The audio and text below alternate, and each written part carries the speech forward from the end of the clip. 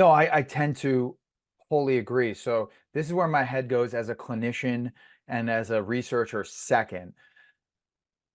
We already know that if you use a BFR cuff that's capable of restriction, right? And by restriction, I mean arterial restriction, and using a single chamber bladder system, that the higher the pressure, the more uncomfortable it gets, the greater the physiologic response, and everything in between. And the adherence, in terms of my own experience, tends to drop off when we get 80% of the limb occlusion or arterial occlusion pressure.